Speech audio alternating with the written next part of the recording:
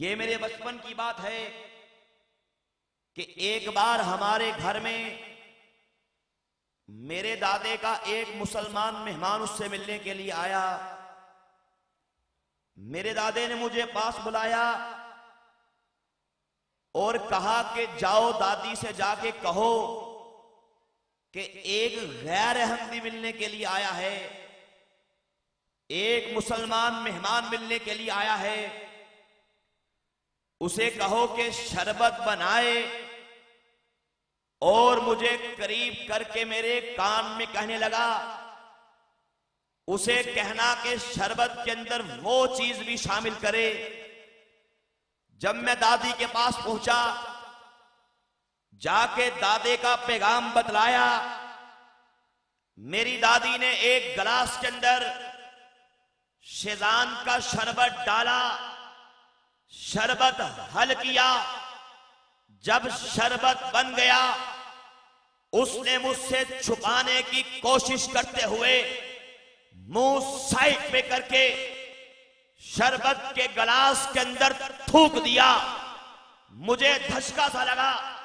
मैंने कहा, दादी आपने ये क्या गंदी हरकत की है। आगे से मुझे दादी ने डांटा और कहा कि तुम अपनी बकवास बंद रखना, किसी से इस बात का जिक्र मत करना। तुम्हें नहीं पता ये जो मुसलमान तबका है, ये जो गैर अहमदी तबका है, ये आज के दौर के अल्लाह के नबी, आज के दौर के अल्लाह के रसूल मिर्जा साहब को नहीं मानता।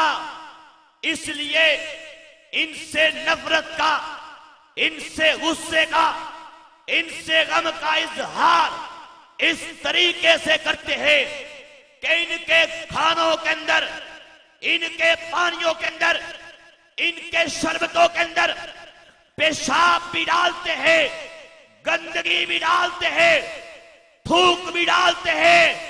और ऐसा करने से हमें रूहानी तौर पे तस्कीन मिलती है।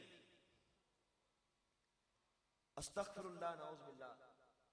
वो जब मैं शरबत का गिलास लेके दादे के पास पहुंचा, आगे से उस मुसलमान दोस्त ने उससे कहा, भाई आपने तकल्लुफ फरमाया।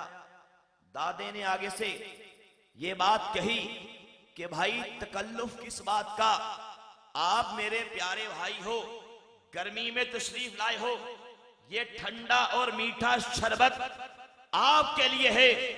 अब वो सादा लोग क्या जानता था, इस शरबत के अंदर थूक शामिल किया गया। उसे क्या पता था, जिसको वो कादियानी का आला अखलाक समझ के जो शरबत पी रहा है, उसमें थूक शामिल किया गया।